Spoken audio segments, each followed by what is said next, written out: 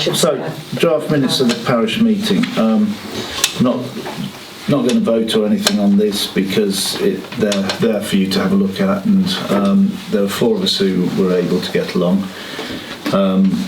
I chaired it purely and simply because as chair of the council, if I'm present I had to chair it, so as I was there I chaired it. That was long drawn out, not very well said, I'm afraid. The outcome of that was that basically a vote to hold a poll was eventually taken, and that meant that officially we had to come up with a question. However, one of the things that we sort of talked about, and because I had Alison and Andrew and Jack there, had a quick talk, and we said that rather than having coming up with a question from the audience, we can hold it in abeyance and have a chat about seeing whether we could actually run the poll through the council, which would mean that the impact on the precept of between £1,500 and £2,500 would not necessarily take place. So the basic thing that we've come back to from that meeting is that my suggestion is that obviously we can't say yes we'll hold a poll, is that we go away, research the possibilities of how a poll could be run, what the poll is going to cost us if we run it, and who would be involved. Obviously not in terms of the vote would be with the residents, and then come back to a meeting. Now the problem with that is obviously we don't have a meeting in January, so what I would also like to bring into that is that we choose a date for an extraordinary meeting in January where we have a 1-item agenda, which is discussing the poll, the cost of the poll, and whether we could run that poll under what conditions. So quite simply, what I'd like, I'm putting it very simply, is can we have an agreement to go and investigate costs, how, when we'd run a poll, who can be involved in helping to run it, all of those factors. Choose a date or for an extraordinary general meeting in January with a 1-item agenda that we come back to. And I would suggest that's really all we need to do on this to take it forward. Obviously, if we decide to go ahead with the poll, then we will include members of we'll try and make it inclusive as best we can. It depends on what rules and regulations we have to abide by. If we can't, then it's down to the residents as to whether they want another parish meeting. Just one thing I would say is that we can't approve or do anything with the parish, the notes, because it's a parish meeting and they can only be agreed and voted on in another parish meeting or changed. So that's just an addition. So what I'm going to ask you for is, if everybody's happy, could I have a proposer and a seconder to set up an EGM in January, at which point we'll bring information back to see whether we can run a poll. Should you do them as 2 separate things, do you think? I don't know, because they're both linked, aren't they? Okay. This one and the same. Are we happy to do that between now and January? I mean, is it To find out whether we can do it and how we do it and the cost? Is that a simple task? Is it something that falls on you, Jack, or? No, I think that there are a number of ways you could run a poll, and I think we need to just talk through it all, talk through the options. So I think it's kind of an informal. It's an informal meeting between the two, or it's a working group that I just think we need to buy enough time to actually get some primary research so that the meeting is useful. I think I would suggest that we look at, say, rather than the beginning of January, maybe mid-January. Well, there'd be a cost, wouldn't there? And there'd be some printing, presumably. So we need a depends. cost Yes, for that. it all depends on that. But that's what. Well, it depends. I don't know, but I'm assuming. But that's what I think we need, a small working or working group of all of us to just discuss what the options are, and then look at the costs of that, and then come back in the EGM and have a discussion and make a decision. I think we do have to make sure that we are doing it in the interest of the community at large. Yeah. There are a number of people who are expecting us to move forward on things that we started, and this potentially slows that down, which can't be right for the people who are expecting us to move on it. So it should not be just one-sided in which way we decide as a council to expedite decisions we've already made. No, but I do think that, as I said there, we can't change the decision that has been made within that 6-month period, so that still stands, and we can't bring that and make change the decision. So that still stands, and we can't make any guarantees on that because that still stands. However, I do think that this would be a way forward. You have to say that out of the people who attended the meeting, the representative number of the people in the meeting said they would like to go forward with a poll. However, I have to emphasise that was people at the meeting, because there are a lot of people who decided not to come to the meeting because they knew that it only takes 10 people to decide to vote for that, so they couldn't see the point in attending. But the option is that we just go back and it's called for. So I think that's for me the way forward. No, I think your point was valid. It's just worth emphasising that it's a poll. It's not a decision. Absolutely. Yeah, it's a poll. What this council does. So either poll they're similar. One saves us some money by doing it ourselves, but it's still if we can, we don't know yet. not a decision-making process. But we have 3 options with the poll. We can ignore it, we can note it, we can act on it. So that's it. So if you're all happy with that, could I have a proposal? Before we go into that, Sam, do we not need to think about the question first before we think about the poll, or is that thought about? I think that's part of this process. That's part of the process, That's all part of the process. Yeah. If it follows the lines of if we any other, can it has do to be a it. yes or no answer. Yeah, exactly. Otherwise, it would be. It I'm can't just be. thinking of like the independent ones, because I was just having a look at one there, which is the classic one, is Survey Monkey, and that is a blank charge. Yeah, the trouble is... We're not going down an E route. No. No. We've got to make- Survey Monkey, You've got I to make mean... it accessible to Survey every- Monkey is all well and good. The other ones who can't do a paper, but I'm just thinking of trying to costs. But We need to that's have right, a so that's what the Yeah. discussion is So about. that's probably where we would Yeah. go.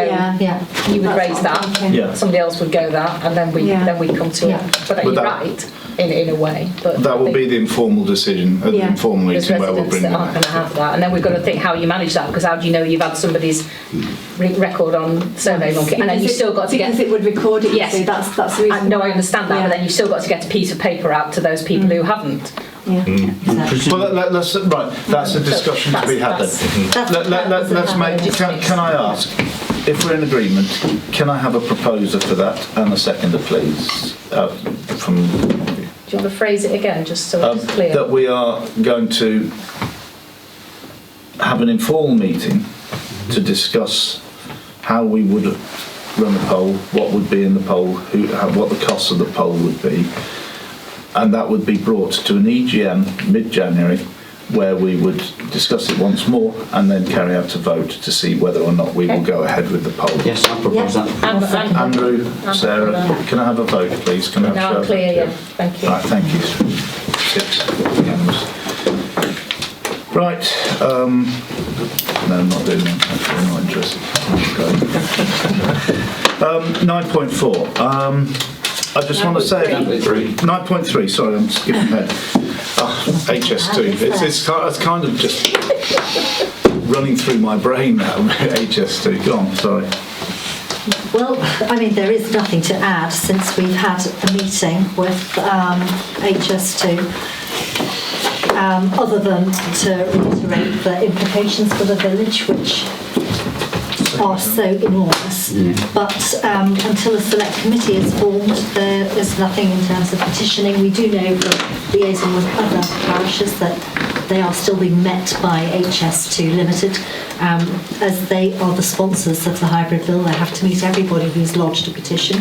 We've got a pathetically low number of petitions for phase 2B, 134, which is quite amazing when you think of the interest that people should have in protecting the village. But If you just give the comparison with phase 1. phase 1 was 2,500. Wow. So, you know, but that's what they're doing. So they're meeting everybody. We did have quite a productive meeting, and I'm not certain whether I know that they've detailed everything as a result of the meeting. Have they got back with the actual information, the A1 map? Yes. Not with that. Haven't got that. Did we get the traffic impact survey? I think that there was some information they sent through. Yes. Okay, Yeah. so I think that that's going to be useful, the That number would of be interesting. You HGVs should going through publish the that. village. Yeah, I think the big takeaway from us was that on their current plans, if they close Budlow Lane, they will not reinstate the country character of the other lanes. This was the point that Anything Lucy Hughes that's made. widened. Yeah, exactly, and that will make them look so different. Yeah, because this then is they've the got point. to take the heavy goods vehicles. Yeah. And This is exactly the point she they made. also put an awful lot of onus back on Cheshire East. And they seem to be claiming that Cheshire East will be getting extra money to try and enforce this. How they're going to identify which is an HS2 HGV and which isn't, God knows. So yeah, a lot of work on that, but it just goes back to one of the things we were saying, to try and maybe we could ask Cheshire East the question if they've made any further progress in terms of have they actually had their meeting with HS2? Would be interested to know any feedback whatsoever from Cheshire East. Right, thank you once again, Sarah. Keep banging your head. I saw with HS2 in terms of cost. I'm a bit lost now, but I think the current cost estimate is at least 100 million, possibly more. 155.4. Okay. So I read something last week in Financial Pages to say that the government had spent £70 billion on the entire furlough scheme for the whole country. So the projected cost for HS2 is double what it's cost the government for the entire furlough scheme. And of course they've got no inflation figures in them. They're still 2019 figures. Yeah. The estimate for phase 2B is 1 billion per mile. Okay, let's move on before we depress ourselves again. Will beating, as they call it. Okay, this is a piece of sad information. I just want to say that I'm not giving a full rundown because he's not gone yet. But it is very sad, and Jack's done a lot to change the way we operate and make us certainly much more professional in the way we operate meetings. And if I can pin you down and twist your arm behind your back, I would like to as well, but I know that you want to say something, so I'm going to leave it down to you now. Okay. Thanks, Sam. I did want to make a few comments, in part to avoid any misunderstanding by those who like to ascribe motives to other people's actions. We've seen some of that in recent weeks. First, my resignation or retirement, or the second retirement, isn't at all the direct result of the brouhaha that's occurred in the village in the last couple of months. As Simon has just said, I've been thinking of retiring or resigning mainly because the cycle of parish council work, even though it's a part-time job, can be a bit unrelenting when you've got monthly meetings needing agendas, notices, minutes, and everything else that kind of fits in with that kind of timetable. And I've been looking forward for some time to not actually having to organise my life around agenda dates and council meeting dates, etc., etc. Second thing I'd like to say is something about this parish council. From my first meeting with them over 6 years ago, I've quite honestly always found them to be honest, thoughtful, objective and well-reasoned in all their decisions. And I believe they've always had the best interests of the Pickmere community as their primary objective, unlike perhaps some others. Like them, I'm somewhat embarrassed and ashamed of the way that some people in this community, and indeed many people who are not members of this Pickmere community, have totally without foundation besmirched their characters, their integrity and their motives in the public arena. From what I've seen and what I've heard of other parish councils, some of the parish councils. This council is an outstanding example of how they should operate, and the local community needs to be reminded of that. Recent events haven't brought me to the point of resigning or retiring, but they've certainly speeded my way. They've soured my own wish to try to maintain and improve Pickmere, and I don't think that feeling affects just me. In the last 2 months, the community of Pickmere seems to have become divided as never before. A very substantial proportion of this division has, in my view, resulted from the uncontrolled and pernicious use of social media by persons, many of whom have historically had no interest in the well-being of Pickmere and its community, so that they can criticise the council, its members and its motives. It would appear that some of the contributors to this wall of criticism are simply intent on destroying the community feeling that once existed in this village. That's shameful and it should stop. In conclusion, I'd like to record that I have enjoyed doing the job for most of the last 6.5 years and have enjoyed all my time working with parish council members. I'd like to thank all the members for their help and cooperation and goodwill in helping me do my job. I've already said, and I want to repeat, that I've been very fortunate to work with this group of people who conscientiously and determinedly have volunteered their time to enhance life for the residents of Pickmere. Thank you, Jack. Thank you very much. Right, on that note then, resolution to exclude the public. Oh, no. Yes, that's right. Yeah, That's right. Right.